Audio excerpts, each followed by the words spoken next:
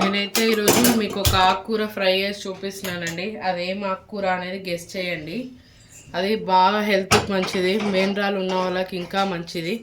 ఇప్పుడైతే మనం పొయ్యి ముట్టించుకొని పెట్టుకోవాలండి గిన్నె. ఇప్పుడైతే ఇది హీట్ అయిపోయిందండి. దీంట్లో ఆయిల్ వేసుకోవాలి. ఆకుకూర కొంచెం ఆయిల్ ఎక్కువ పడుతుంది కదండి, వేసేసుకోవాలి. ఇప్పుడైతే నూనె కాగింది కదండి. ఇప్పుడు దీంట్లో కొంచెం ఒక స్పూన్ అంతా జీలకర్ర, ఒక స్పూన్ ఆవాలు,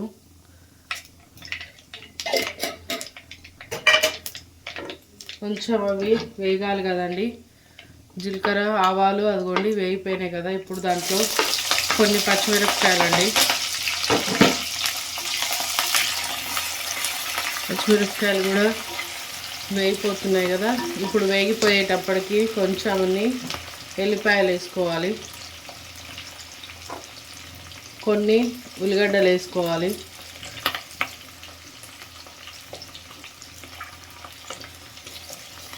ఇవి మంచిగా ఫ్రై కావాలండి. కొంచెం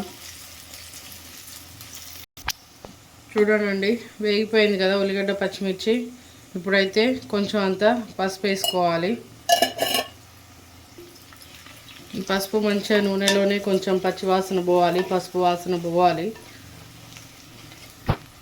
పచ్చివాసన పోయింది కదండి. ఆకుకూరని మంచిగా కడిగి పెట్టుకొని వేసేసుకోవడమే. ఇదిగోండి, నేను మంచిగా కడిగి పెట్టుకున్న ఆకుకూరని వేసుకుంటున్నాను. ఇప్పుడు ఆకుకూరలు 1-2 సార్లు కడిగి పెట్టుకోవాలండి. ఇదేం ఆకుకూర అనేది గెస్ చేయండి. ఇది మినరల్కైతే చాలా మంచిదండి. రక్తం కూడా వస్తుంది. బీపీ ఉన్న వాళ్ళు కూడా తినొచ్చు, చాలా మంచిది హెల్త్కి అయితే ఈ ఆకుకూర. లాస్ట్ వరకు చూడండి, లాస్ట్లో చెప్తాను ఏం కూర అనేది. మొత్తం స్కిప్ చేయకుండా వీడియో మొత్తం చూడండి, అప్పుడే తెలుస్తుంది ఇదేం ఆకుకూర అనేసి. కానీ చాలా బాగుంటుంది. నేను చేసినట్టుగా ట్రై చేసి అయితే చూడండి ఒక్కసారి. నా స్టైల్లో ట్రై చేసి చూడండి. ఇది ఏ ఆకుకూర అనేది అయితే లాస్ట్ వరకు చూస్తే మీకే తెలిసిపోతుంది, మీరే ట్రై చేస్తారు. ఇదైతే హెల్త్కి అయితే చాలా మంచిదండి. ఓకేనా. ఇప్పుడైతే ఇది ఇలా కొంచెం నూనెలోనే ఇట్లా వేగాలండి. మంచిగా వేయించుకోవాలి. ఉప్పు కారం పట్టాలి కదా. ఉప్పు అయితే ఇప్పుడు వేసుకుంటాం మనము. కారం అయితే మంచిగా పట్టాలి కదండి దీనికి. మంచిగా ఆయిల్లోనే వేగిపోవాలి ఇదైతే. ఇప్పుడైతే కొంచెం అంత ఉప్పు వేసుకోవాలి. చాలా తక్కువ ఉప్పు వేసుకోవాలండి, ఎందుకంటే ఆకుకూరలలో ఉప్పు తక్కువ పడుతుంది. మీరు ఆకుకూర తీసుకునే క్వాంటిటీని బట్టి వేసుకోండి ఉప్పు అయితే. నేనైతే చాలా తక్కువ వేసుకున్నాను, అది కొంచెమే కదా, అందుకోసమని చాలా తక్కువ వేసుకున్నానండి. తినని వాళ్ళు కూడా ఇష్టపడి తింటారు. ట్రై చేసి చూడండి. ఇదైతే కొంచెం వేగాలండి. ఇప్పుడు కొంచెం సేపు మూత పెట్టుకోవాలి దీని మీద.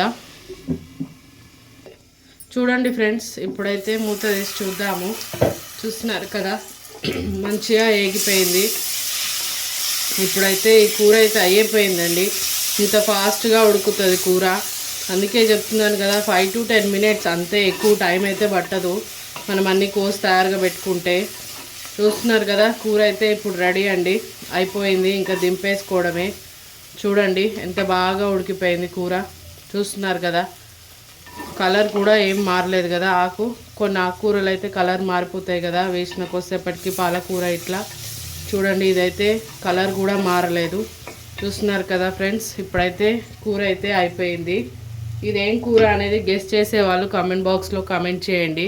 ఇది తెల్ల గర్జెల కూర అండి. ఇది హెల్త్కి చాలా మంచిది, ముఖ్యంగా మినరల్కి చాలా మంచిది. Thanks for watching. మా ఛానల్ని అయితే ఇప్పటివరకు సబ్స్క్రైబ్ చేయని వాళ్ళు చేసుకోండి. ప్లీజ్ లైక్, షేర్, కామెంట్ అండి.